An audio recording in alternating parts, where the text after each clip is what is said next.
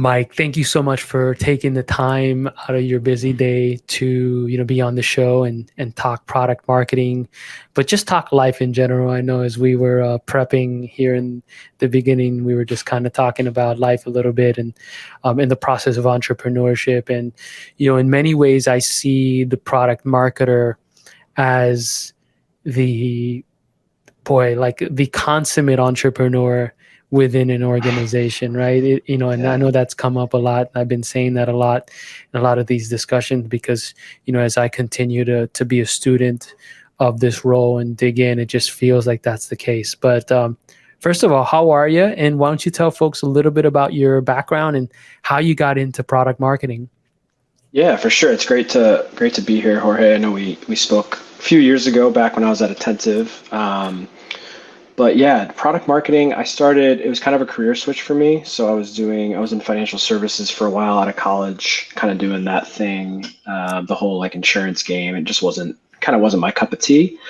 So I went back to school to switch careers and sort of found my way to product marketing through a series of what they call informational interviews, of just like calling people and figuring out what I should do next and hearing people describe the role. So what drew me to it was the kind of hub and spoke system that kind of every product marketer now knows if you're in it, which is you're kind of in the center, or you could be doing anything for any given day.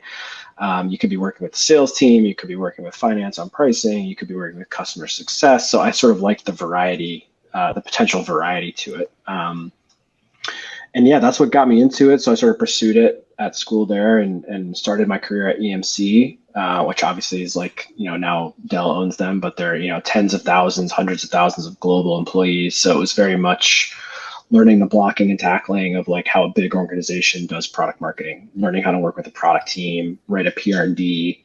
What does a product do? How do you describe it in a way that's not boring? Just kind of the basics, right? And then ever since then, I kind of just moved to smaller and smaller companies. And that's kind of how I got into the startup world in Boston, to get more challenges, more opportunities, kind of get a bigger slice of the pie.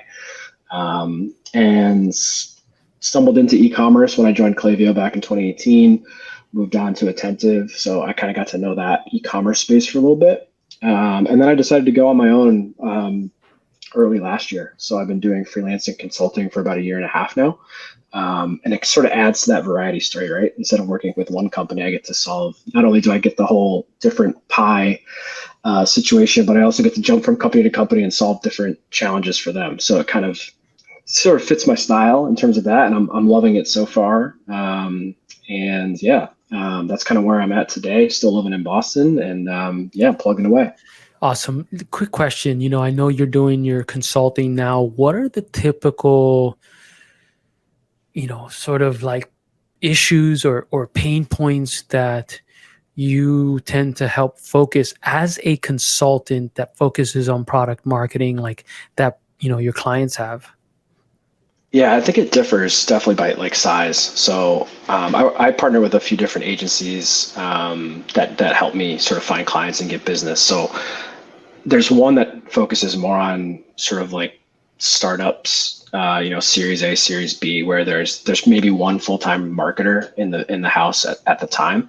And they're really just trying, the founder's really keen on like, how do we tell this story? Like I know my product's good. I helped build it. We scaled it to a certain point. We've received funding. They kind of want to, take the megaphone and launch it wider. So we help them with the foundation of product marketing, which is, who are you selling to? So we do a lot of persona work to figure out, who really is your target customer, not just by title, but like, what do they care about? What problems is your product solving for them? What jobs is it, if we're using the jobs to be done framework, what job is it solving or doing for them? And we'll flush those out. We'll give them deliverables, and then we move on to more of like messaging and positioning. So how are you positioning against your target competitors? Who are you in this market? And then that's when we can get into, after that, we can get into whatever project they want to be completed. So sometimes it's a sales deck because they don't have one yet. Sometimes they have a very nascent website that they just kind of spun up and they want to redo all of that and use the new messaging to put onto the website. Sometimes it's a go-to-market strategy. And then on the flip side, I would say it's more, sometimes it's like a bandwidth issue, right? It's, they have a handful of product marketers, they have a product marketing team, but there's projects that just get continually swept under the rug. So sometimes maybe A good example is probably like sales stuff. So sales enablement, sales content, competitive intelligence. It's like kind of always knocking at the door, and there's just not enough people or time to fully service it at all times. So they'll have us come in and do a whole sort of revamp of what's going on, and we'll relook at the competitors, we'll redo the battle cards, um, and give them sort of that extra layer of work that they just can't get to. So those I would say like the two main. Obviously, everything falls in between, but those are kind of the juxtaposed problems that like a consultant can come solve in my position. I wanted to double click a little bit into this, ICP persona, the way that you described it as like who are really your customers, right? Because I think that, a lot of the time we are so surface level, right? Yeah. And it's a little scary sometimes to even dig a little deeper. And especially as like early stage organizations, let's say startups, and even at the founder level, it's easy to just kind of stay at that surface, because you start to think about other stuff like total addressable market, and you're kind of Right. juggling various things, right? Like a lot of the time early on, you're still trying to fundraise, you're still trying to figure out a lot of different things.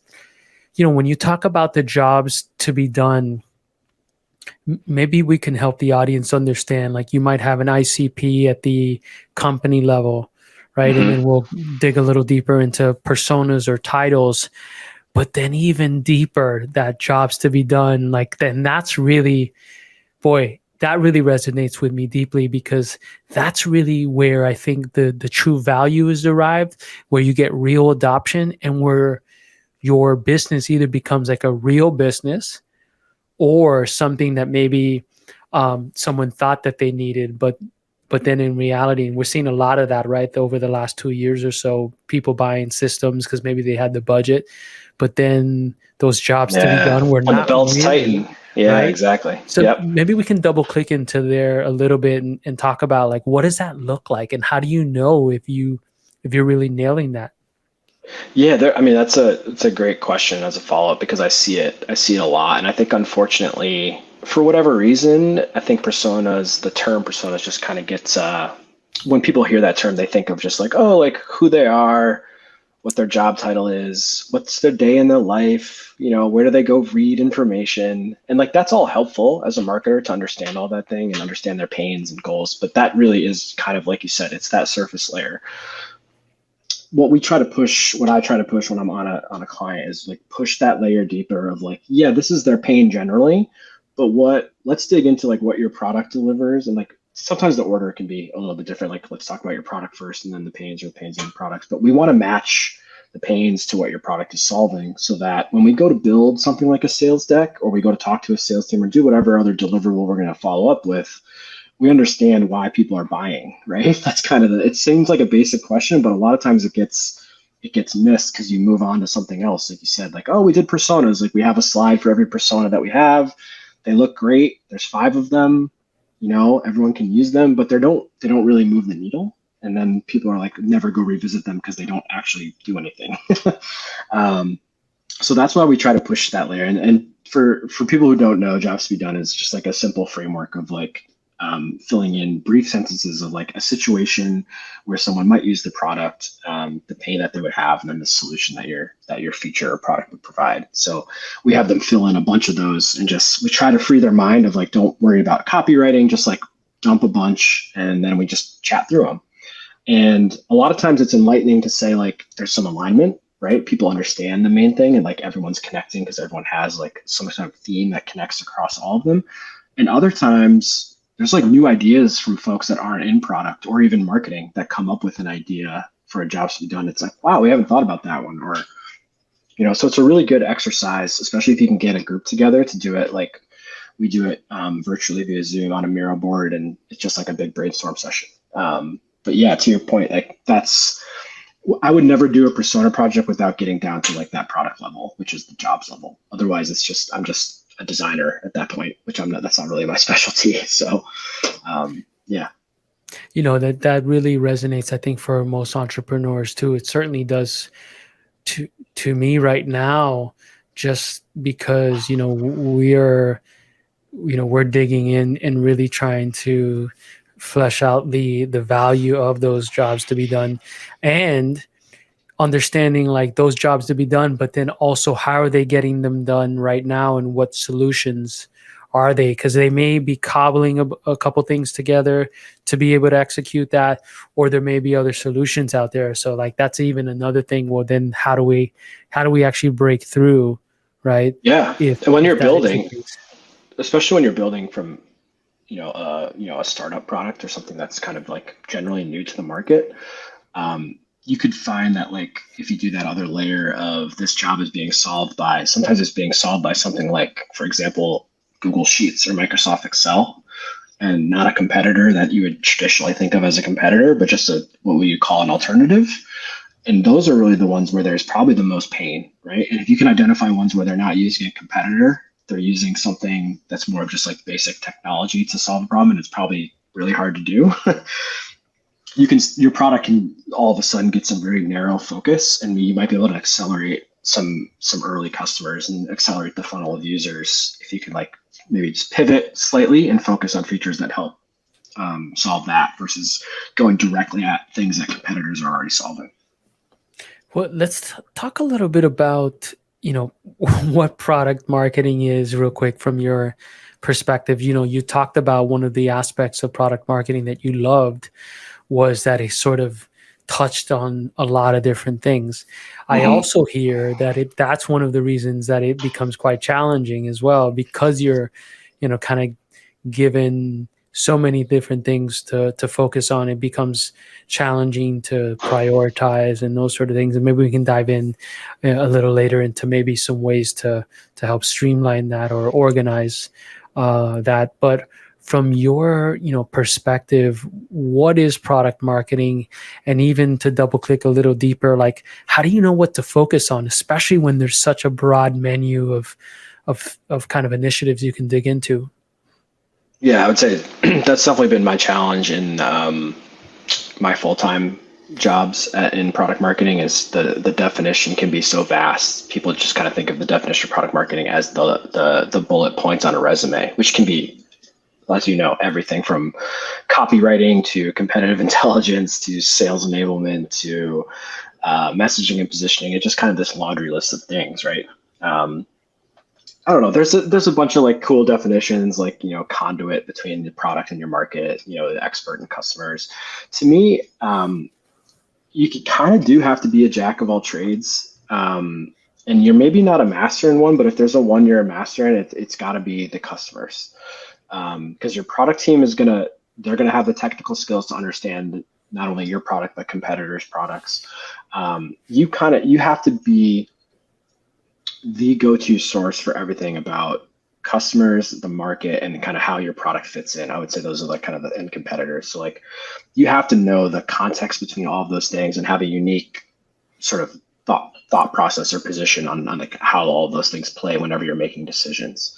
I think unfortunately what happens is a lot of people think it's just product marketing. You work with product and maybe you launch features. Some people think of just product marketing as that. New feature comes out, you write a blog or you figure out how to message it, you change the website, and that's kind of like your core engine. And some people get pulled into maybe the sales enablement role because there's a big sales team and no one on the marketing team has the bandwidth to do it. So you get pulled into doing case studies and you get pulled into doing updating battle cards. But really what product marketing should be used for is like kind of like a jack of all trades, but knowing how to solve different problems for different teams. So when big things come up, like a sales event or you have a big product launch, like the product marketer can be kind of the lead of that team to make sure everything's messaged and positioned properly based on the knowledge that you have, right? So it should really be thought of more as like a strategic leader who can also execute when needed because they have such good knowledge across all the different sort of disciplines in the business, and they're usually well connected and can get things done too. So it's a fun challenge at times, but it can be very frustrating. I know people that are probably listening to this as product marketers have been in a position where they've been stuck doing something they don't want to do for too long, or it's like, why can't I get into this? And it's tough. It's not an easy thing to get out of, but Yeah. that's kind of how I think about it. Well, let's dig into messaging and positioning, because I think that's one of the biggest things that product marketers are tasked with, along with everything else, right? And that Mm-hmm. sort of transcends, right, different channels, different assets, these sort of things, content, etc. Yep. How, I guess, if you were to think about advice that you would give PMMs who are starting to develop messaging and positioning, any processes or frameworks that you found that was useful for you? Yeah, I think the first thing you start with is just make sure that people understand that messaging and positioning does not equal copywriting. Because that's what most people assume. They may write messaging and positioning as a bullet point on the job description, but they in practice they think of it as, oh, they can just write headlines and subheads for the website. So I would start with the framework of just like positioning is how you're positioning yourself against your competitors in the market in the context of everything going on. So what's like your company's sort of strategic direction in that area. Messaging is the foundation of how you're going to tell that story to the marketplace, and then the copywriting is the cleverness or the uniqueness with which you want to say it, and then the copywriting changes based on channel. So I would start with sort of that framework and make sure whoever you're working with kind of understands the difference between those things. And then I would there's all kinds of different like positioning frameworks and things like that. So I would just take the one that sort of fits the way you think, and maybe take that and work with either your manager on it, depending on the size of your company. Like if you have a director of marketing or someone that you report to, like come up with a positioning statement and have them give feedback on it. And then if your company doesn't have a messaging framework, take one from the Product Marketing Alliance.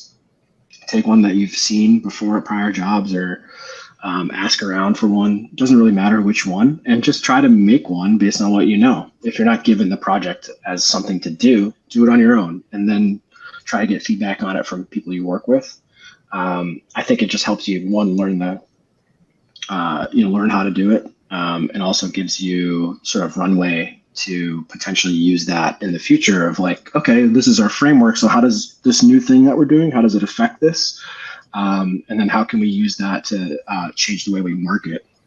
And the next time we change our go-to-market plan, or next time we have a big marketing campaign. So that would be having missed that opportunity before in the past. That's a strategy I might use in the future of just do it. Don't ask for permission or wait for someone to give it to you as a project. Just go ahead and do it in the background and try to get people to give you feedback on it and see if it sticks with somebody. There's been a lot of talk, obviously, about AI. How do you see AI impacting the role of a PMM in both pros and cons? Yeah, it's definitely new. So I think obviously there's a lot of sort of hot takes with the way Chat GPT has kind of burst onto the scene here. I know content is one that has come up a lot of, hey, like copywriting, like you're not going to have to, or content, like it can just write itself, just give it a prompt and you can get 1,000 words on something. I happen to think that it could strengthen product marketing because it'll be so much easier to write content with AI now, that the actual direction or the prompt is actually where it's most important. And the person that's pretty well positioned to give the right prompt or prompts to an AI platform is a product marketer who has the context of all the things that we talked about before. They know what the challenges of the sales teams are. They know the challenges of the product team. They understand competition. So you can like give an AI prompt like ChatGPT a lot of different angles to piece together a lot of words that can become your sort of like content. So I think people will maybe look more towards product marketing as a strategic thinker in the content area in that way, because there's just going to be less sort of required resources and time needed to actually produce the content, with AI being very good at that from a speed and efficiency standpoint. It's just about giving it the right prompts, and pushing it that way to be unique and differentiated versus spending time coming up with a new blog angle or a new content angle. So that's definitely one. Any sort of cons that you see? I mean, I certainly have seen that, and it may be that just AI is not there yet, but I know that, when I've tried to use it, sometimes it's been great, and sometimes it's just been like, boy, there's nothing really being said here. It's just a bunch of fancy words, right? Yeah, no, that I think so. I've had an experience with that. One negative that I have seen is sometimes people just give it the prompt and maybe don't check for if this has been written before, like checking for other people's sort of unique thoughts and making sure you either credit that person or change it enough where you're adding your own opinion to it. So I've seen product marketers, some pretty prominent ones, sort of get frustrated with people sort of quote unquote AI accidentally stealing content. So I think that's a unique thing that probably is going to have to get solved at some point.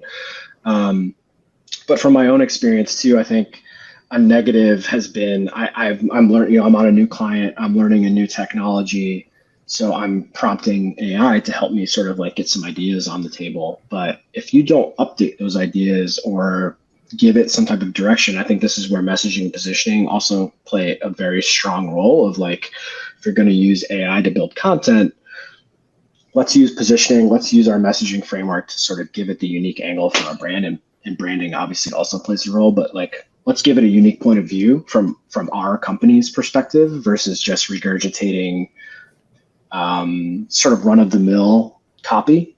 So I can see that already as I take a prompt, put it into a Google Doc. I'm like, if I just left this here, it's probably good for SEO purposes. Google's going to love it. But if someone actually read this, it's not really saying anything different. It's just kind of regurgitating facts, which is what AI does, right? So that's kind of where I think people need to be careful. It's just, especially when you're trying to produce something that's quality, make sure you spend some time and have a take. It doesn't have to be a quote unquote hot take, but give it perspective and change the copy as a result to make it your own and make it sound more like you.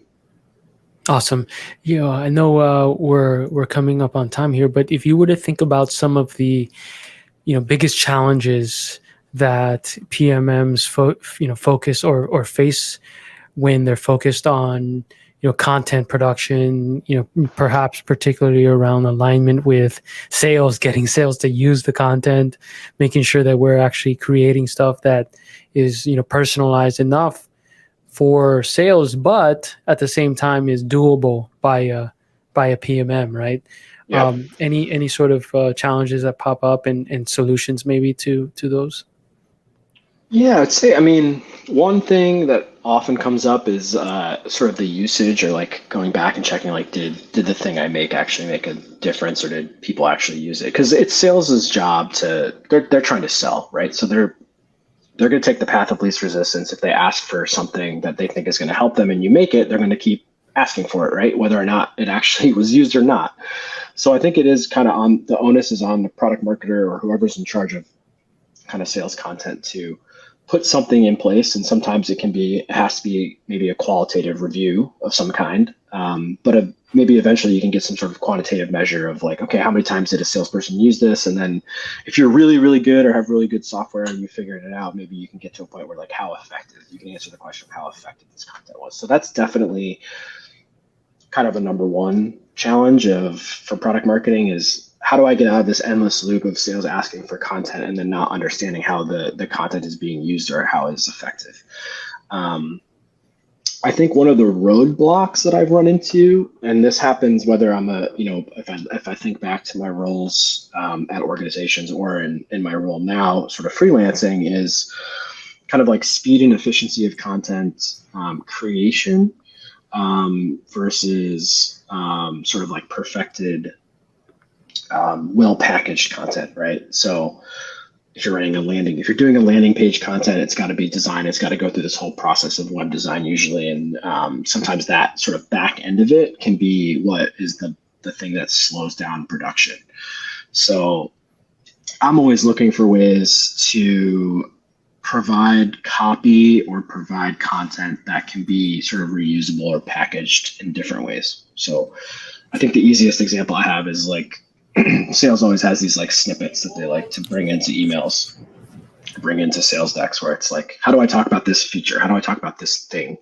And if I can write 20 of those and they can bring those into different areas of what they do, then that's a lot more efficient for me. And it might be just as effective as writing, like a one pager or a PDF that talks about these three things, but has to be updated every time there's a change in the product or something, and it takes a lot of cycles and a lot of different teams to make that update versus just me changing copy.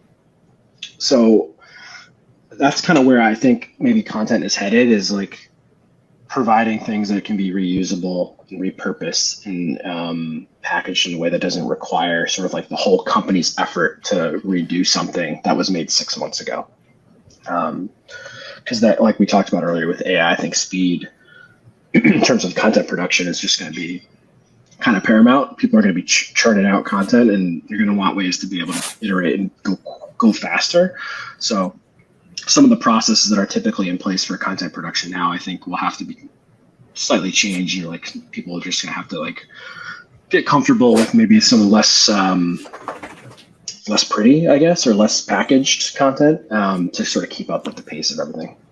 Yeah, well, we certainly are biased here towards that, thinking where it's more functional, more personalized, content or assets versus everything has to be a custom, beautifully designed, PDF that's got to be run through design, which we all know creates a bottleneck a lot of the times, just given what design has on their plate all the time, right? And kind of the nuances there. I mean, if you look at, kind of what Outreach and SalesLoft and those sales engagement tools did, creating templates and, snippets and those sort of things, being able to allow, let's say, the marketing organization to set the copy, but allow certain sections of it to be personalizable, for the at the rep level for their prospects. I think that sort of framework is going to be applied to a lot of different workflows and assets and collateral, these sort of things that different personas within an organization are going to be using. So yeah, really excited about that. Mike, thank you so much for taking the time to chat today. If folks wanted to, follow you on social media or learn more about your services, what are the best URLs or channels to reach you? Yeah, that's great. I appreciate that. My social channels, so I'm Michael Greene on LinkedIn. You can find me there. On Twitter, I'm at Colin Greene. I don't do a lot of business on there, but I do follow some things and tweet occasionally. I think the best place is probably to go to my LinkedIn page or to, I am associated with a company called olivinemarketing.com. They're a full service product marketing agency. A lot of the stuff that I was talking about with personas is stuff that we do there for our clients. They do have a marketplace where I am listed there, as well as a bunch of other great product marketers. So if you are looking for services, that's a great place to start. Those are probably the best channels to reach me. But yeah, if you want to talk to me directly or just want to like chat marketing or chat through anything, DM me on LinkedIn. I'm happy to make the connection. And always willing to obviously meet other freelancers, other marketers, other sales folks, whoever's kind of in this world. So awesome. Well, have a wonderful day and thanks again. Yeah, thanks, Jorge.